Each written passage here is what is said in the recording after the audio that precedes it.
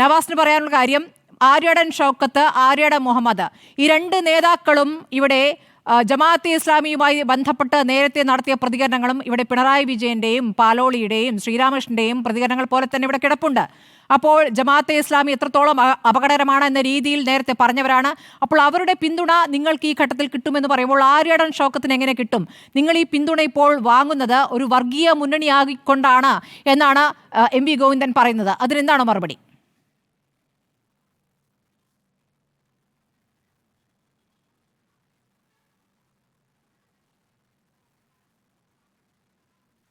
സ്മൃതി, ആദ്യം ഒരു 20 മിനിറ്റ് സമയമാണ് ശ്രീ വസീഫിന് കൊടുത്തത്. തർക്കമാണ്, അറിയാം. എനിക്ക് 20 മിനിറ്റ് ഒന്നും വേണ്ട, അവശേഷിക്കുന്ന ഒരു 10 മിനിറ്റ് എനിക്ക് തന്നാൽ മതി. സെക്കൻഡ് റൗണ്ട് വന്നില്ലെങ്കിലും കുഴപ്പമില്ല.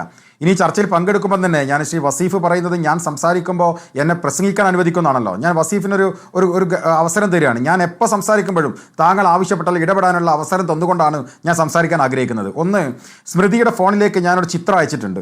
ഞാൻ ആ ചിത്രം ഇവിടെ കാണിക്കാം. ആ ചിത്രം സീതാറാം യെച്ചൂരിയുടെ അനുസ്മരണം നടക്കുകയാണ്. ബുദ്ധദേവ് ഭട്ടാചാര്യൻ സീതാറാം യെച്ചൂരിയുടെ അനുസ്മരണം ഈ കഴിഞ്ഞ 2024 ഡിസംബർ മാസം അതിൽ സംസാരിക്കുന്ന ഒരാളുടെ ചിത്രമാണ് ഞാൻ നിങ്ങളുടെ ഫോണിലേക്ക് അയച്ചത്. അയാളുടെ പേര് ജമാഅത്തെ ഇസ്ലാമിയുടെ അവിടുത്തെ അമീർ നസീമുദ്ദീൻ എന്നാണ്. ഭയങ്കര തീവ്രവാദ സംഘടനയാണെന്നൊക്കെയാണല്ലോ പറയുന്നത്. 4 മാസം മുമ്പ് 2024 ഡിസംബർ മാസം നിങ്ങളുടെ പാർട്ടിയുടെ സംസ്ഥാന സെക്രട്ടറി ആയിട്ടുള്ള സീതാറാം യെച്ചൂരിയുടെയും ബുദ്ധദേവ് ഭട്ടാചാര്യയുടെ അനുസ്മരണ സമ്മേളനത്തിൽ അനുസ്മരിക്കാനെത്തിയത് അവിടുത്തെ രാജസ്ഥാനിലെ ജമാഅത്തെ ഇസ്ലാമിയുടെ അമീർ നസീമുദ്ദീനാണ്. നിങ്ങൾക്ക് എപ്പോഴാണെങ്കിലും വസീഫിനെ ഓർമ്മപ്പെടുത്താം. ഇനി അത് കഴിഞ്ഞാൽ രണ്ടാമത് ഞാൻ മറ്റൊരു ഫോട്ടോ കൂടി സ്മൃതി നിങ്ങളുടെ ഡയലോഗ് അടിച്ചോണ്ട് പറഞ്ഞപ്പോൾ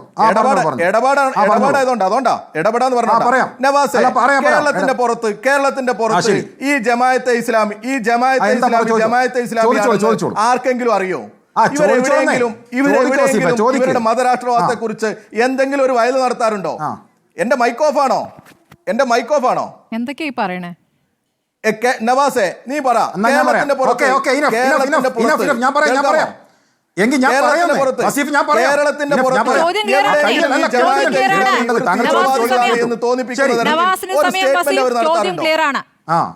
കേൾക്കാം. Okay, clear. എനിക്ക് ബോധ്യപ്പെട്ടു വസീഫിന്റെ ചോദ്യം, എനിക്ക് ബോധ്യപ്പെട്ടു. ഞാൻ പറയാം വസീഫ്, എന്റെ ചോദ്യം ബോധ്യപ്പെട്ടു. വസീഫ് ചോദിച്ചത് കേരളത്തിന്റെ പുറത്ത് ജമാഅത്തെ ഇസ്ലാമി ആണോ എന്ന് അറിയില്ല, അതുകൊണ്ട് അറിയാതെ ഈ നസീമുദ്ദീൻ വന്ന് സംസാരിച്ചതാവും. ആയിക്കോട്ടെ, ഒരു പാർട്ടിയുടെ ദേശീയ സെക്രട്ടറി അനുസ്മരണ ചടങ്ങിൽ ജമാഅത്തെ ഇസ്ലാമി ആണോ എന്ന് അറിയാതെ ഒരാൾ വന്ന് അനുസ്മരണ പ്രഭാഷണം നടത്തിയ ചിത്രമായിരിക്കാം. ഓക്കെ, ഞാൻ രണ്ടാമതൊരു സ്ക്രീൻഷോട്ട് ബഹുമാനപ്പെട്ട സ്മൃതി നിങ്ങളുടെ വാട്സപ്പിലേക്ക് അയച്ചിട്ടുണ്ട്. അത് സെപ്റ്റംബർ മാസം 16-ാം തീയതി ഈ പരിപാടി കഴിഞ്ഞ് തൊട്ട് പിറ്റേന്ന് CPM രാജസ്ഥാനിലെ ഫേസ്ബുക്ക് പേജാണ്. ആ ഫേസ്ബുക്ക് പേജിൽ പങ്കെടുത്തവരുടെ പേര് പറയുന്നുണ്ട്. നിങ്ങളുടെ ഫേസ്ബുക്ക് പേജാണ്, അതിൽ പങ്കെടുത്തവരുടെ പേര് പറയുന്നുണ്ട്, കുറേ ആളുകളുടെ പേര് പറയുന്നു. എന്നിട്ട് പറയാണ് JNU ക്ലാസ്മേറ്റ്, ആരുടെ ഈ സീതാറാം യെച്ചൂരിയുടെ ക്ലാസ്മേറ്റ് ശർമ്മ പങ്കെടുത്തു. സീനിയർ ജേർണലിസ്റ്റ് ഓം ഷൈനി ഇസ്ലാമി ഹിന്ദ് രാജസ്ഥാൻ. അറിയാത്ത കുഴപ്പമല്ല, നിങ്ങളുടെ ഫേസ്ബുക്ക് പേജിൽ പച്ചക്ക് എഴുതി വെച്ചിട്ടുണ്ട്. ഇത് രാജസ്ഥാൻ സംസ്ഥാന കമ്മിറ്റിയുടെ ഫേസ്ബുക്ക് പേജാണ്. ഞാൻ സ്മൃതിക്ക് അയച്ചിട്ടുണ്ട്. വസീഫിന് സംശയം ഉണ്ടെങ്കിൽ അതുകൂടി അയച്ചു കൊടുക്കണം. ഇനി വസീഫിന് ചോദ്യമൊന്നും ഉണ്ടാവില്ല എന്നുള്ള ഘട്ടത്തിൽ ഞാൻ അടുത്തതിലേക്ക് വരാം. ഞാൻ മറ്റൊരു കാര്യം കൂടി കാണിക്കാം ശ്രീ വസീഫ്. തമിഴ്നാട്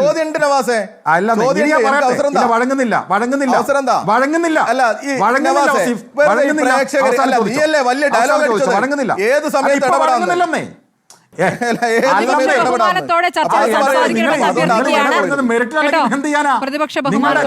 നിങ്ങൾക്ക് ഉത്തരമില്ലാതിരിക്കുമ്പോ നിങ്ങളെ ചോദ്യം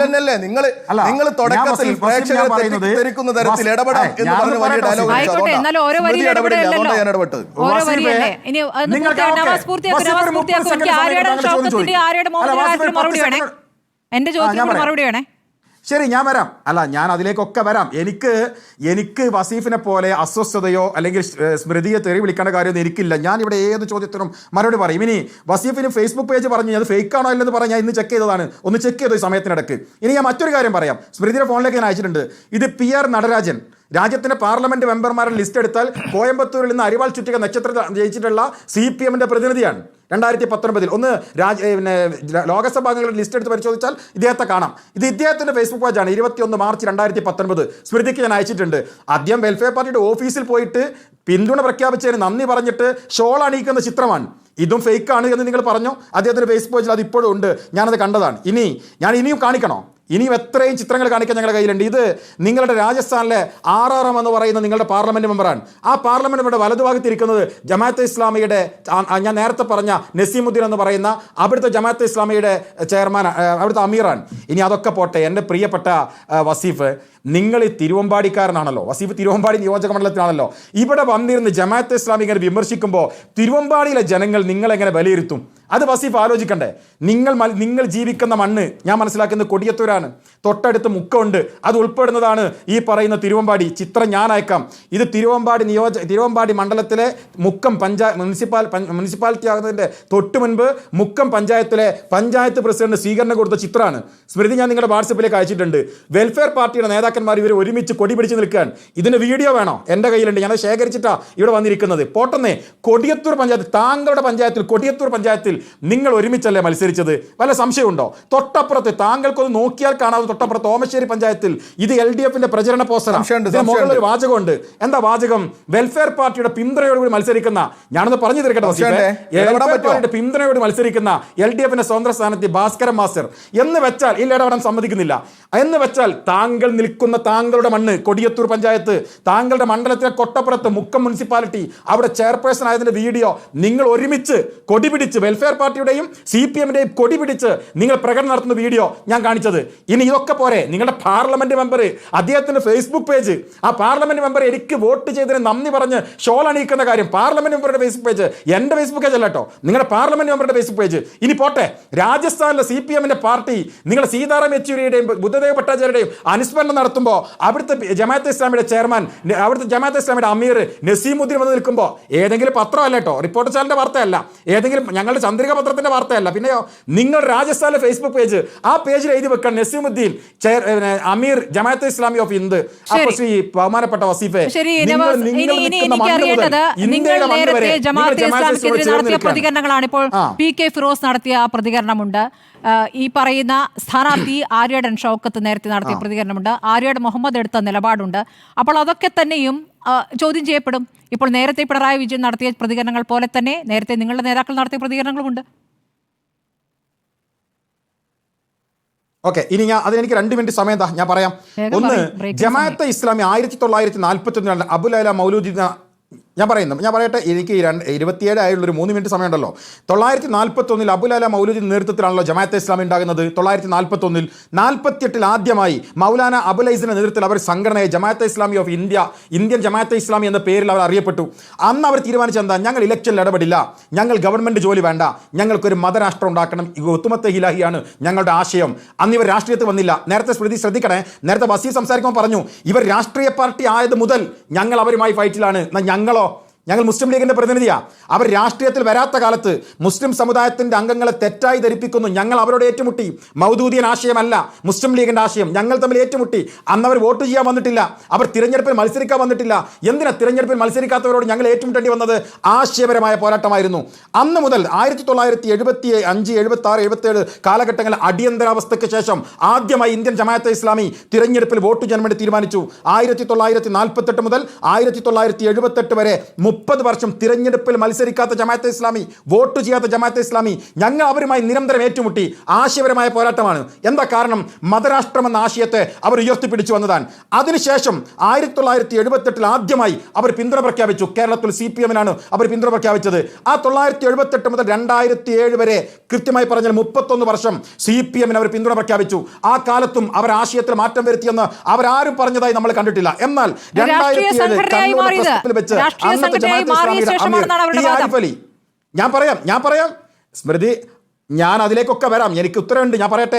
2007 കണ്ണൂർ പ്രസ് ക്ലബിൽ വെച്ച് ടി ആരിഫ് അലി പത്രസമ്മേളനം നടത്തിയിട്ട് പറഞ്ഞു, ആ പറയുന്ന ഹുത്തുമത്തെ ഹിലായി ആശയം എന്ന് പറയുന്ന മതരാഷ്ട്ര ആശയം അത് ഞങ്ങൾക്കില്ല എന്ന് അദ്ദേഹം പറഞ്ഞു. 2008 പ്രബോധനത്തിന്റെ ലേഖനം നമ്മുടെ മുമ്പിലുണ്ട്. ടി ആരിഫ് അലി, അന്നത്തെ അമീർ, ലേഖനം എഴുതി ആ ആശയം ഞങ്ങൾക്കില്ല എന്ന് പറഞ്ഞു. 2010 വെൽഫെയർ പാർട്ടി ഉണ്ടാക്കി. ആ 2010 മുതൽ 2007 മുതൽ 2019 വരെ നീണ്ട 12 വർഷക്കാലം ആരുടെ കൂടെയാണ് നിന്നത്? ഇവർ മൂല്യം നോക്കിയിട്ട് CPMന് പിന്തുണ പ്രഖ്യാപിച്ചു. മൂല്യം നോക്കുമെന്ന് പറഞ്ഞു എന്നൊരു CPM പിന്തുണ പ്രഖ്യാപിച്ചു. അതാണ് നേരത്തെ ബഹുമാനപ്പെട്ട പിണറായി വിജയൻ മുഖ്യമന്ത്രിയുടെ അദ്ദേഹം പാർട്ടി സെക്രട്ടറി ആകുമ്പോൾ വീഡിയോ നിങ്ങൾ കാണിച്ചത്. 2019 മുതൽ അവർ UDF പിന്തുണ തരുന്നുണ്ട്. അപ്പോൾ എൻ്റെ ചോദ്യം, ഇവർ രാഷ്ട്രീയ പാർട്ടി ആവാതിരുന്ന കാലത്ത് എതിർത്തത് ഞങ്ങൾ 31 വർഷക്കാലം. അവർ രാഷ്ട്രീയ പാർട്ടി ആയ ശേഷം നീണ്ട 42 കൊല്ലം അവർ പിന്തുണ പ്രഖ്യാപിച്ചത് LDFന്. 6 കൊല്ലമാണ് UDFന് പ്രഖ്യാപിച്ചത്. ആ 6 കൊല്ലം UDFന് ഞങ്ങൾക്ക് പിന്തുണ പ്രഖ്യാപിക്കുമ്പോൾ കൃത്യമായി 2007-ലും 2008-ലും അവർ പറഞ്ഞു, 7-ൽ പത്രസമ്മേളനം വിളിച്ച് പറഞ്ഞു, 8-ൽ ലേഖനം എഴുതി, ഞങ്ങൾക്ക് മതരാഷ്ട്രവാദ ആശയമില്ല. അത് പിണറായി വിജയൻ എൻഡോസ് ചെയ്തുകൊണ്ട് പറയുന്ന വീഡിയോ ഇപ്പോൾ സ്മൃതി നേരത്തെ കേൾപ്പിച്ചല്ലോ. അപ്പോൾ അതിനുശേഷമാണ് UDF അവരുമായി രാഷ്ട്രീയമായി അവരുടെ പിന്തുണയെ ഞങ്ങൾ സ്വീകരിച്ചത് 2019 മുതൽ. എന്ന് വെച്ചാൽ മതരാഷ്ട്രമെന്ന് പറയുന്ന വാദം ഉള്ള കാലത്തും അവർ പിന്തുണ CPM സ്വീകരിച്ചു, ഇല്ലാത്ത കാലത്തും അവർ പിന്തുണ സ്വീകരിച്ചു, രാഷ്ട്രീയ അഭയം നൽകി. ഞങ്ങളത് ചെയ്തില്ല. ഇനി ഒരു കാര്യം കൂടി ഞാൻ പറയട്ടെ, PDPയുടെ പിന്തുണയെക്കുറിച്ച് ഇവിടെ പറഞ്ഞല്ലോ. ഇവിടെ നേരത്തെ അദ്ദേഹം പറഞ്ഞു PDP പീഡിതരുടെ പാർട്ടിയാണ്. ശരിയാണ്, അബ്ദുൽ നാസർ മദനി പീഡിപ്പിക്കപ്പെട്ട ഒരാളെന്ന് വിശ്വാസം എനിക്കുണ്ട്. പക്ഷേ നമുക്ക് പറയണം, രാഷ്ട്രീയം പറയണമല്ലോ. RSSന് പകരം ISS അതായിരുന്നില്ലേ അബ്ദുൽ നാസർ മദനി വിളിച്ച മുദ്രാവാക്യം? 88-കളുടെ അവസാനത്തിൽ രഥയാത്ര നടക്കുമ്പോൾ ബാബരി മസ്ജിദ് തകർച്ചയുടെ ഘട്ടത്തിലേക്ക് എത്തുന്നു. അവിടെ ഏറ്റുമുട്ടലുണ്ടാകുന്നു, കലാപം ഉണ്ടാകുന്നു. അന്ന് ബാബരി മസ്ജിദ് തകർക്കപ്പെട്ടു. ഞങ്ങളുടെ നേതാവ് അഭിമന്യനായ ശിഹാബ് തങ്ങൾ പറഞ്ഞു, ഇതാ ഇവിടെ ഒരു അമ്പലത്തിന്റെ ഓട് പോലും പൊളിഞ്ഞു പോകരുത്. ആ സമയത്ത് അബ്ദുൽ നാസർ മദനി പാണക്കാട് വന്ന് സമ്മേളനം നടത്തി, മലപ്പുറത്ത് വന്ന് കറുത്ത കോട്ടിട്ടുണ്ട് ആളുകൾക്കിടയിൽ സമ്മേളനം നടത്തിയിട്ട് പറഞ്ഞു, പാണക്കാട്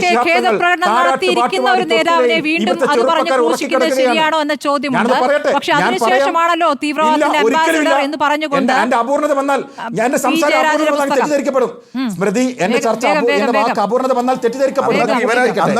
ഒരു മിനിറ്റ് കൊണ്ട് പാണക്കാട് തങ്ങൾ അങ്ങനെ ചെയ്യും, അങ്ങനെ ഉറക്കുകയാണ്, ചെറുപ്പക്കാരെ ഉറക്കിക്കെടുക്കുകയാണ് എന്ന് പറഞ്ഞ ശേഷം 1992-ൽ ISSനെ നിരോധിച്ചു. ഞാനൊന്ന് പറയട്ടെ വസീഫ്, ISSനെ നിരോധിച്ചു. എന്നിട്ടാണ് PDP ഉണ്ടാക്കിയത്. അപ്പോഴാണ് PDP വരുന്നത്. PDP ആദ്യമായി തിരഞ്ഞെടുപ്പിൽ രാഷ്ട്രീയം പറഞ്ഞത് എവിടെയാണ്? 1994 ഗുരുവായൂർ തിരഞ്ഞെടുപ്പ്. MP അബ്ദുൽ സമദ് സമദാനിക്കെതിരെ അവർ രാഷ്ട്രീയം പറഞ്ഞു. ഞാൻ പറയട്ടെ, അതിനുശേഷം അപ്പോഴും ഉണ്ടായില്ലല്ലോ, അപ്പോഴും തിരുത്തിയിട്ടില്ല.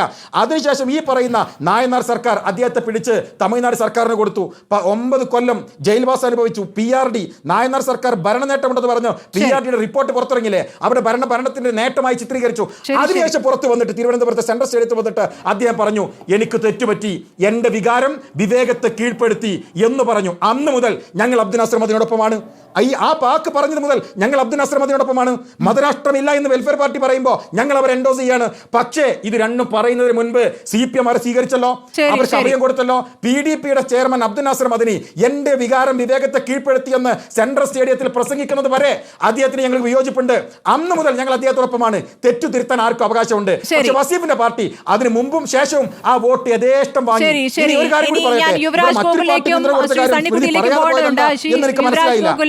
രണ്ട് മുന്നണികളും വർഗീയ കാർഡ് കളിക്കുന്നു എന്ന് പറയുമ്പോൾ BJP ഏത് കാർഡാണ് കളിക്കുന്നതെന്നാണ് അറിയേണ്ടത്. ഇടവേളയ്ക്ക് ശേഷം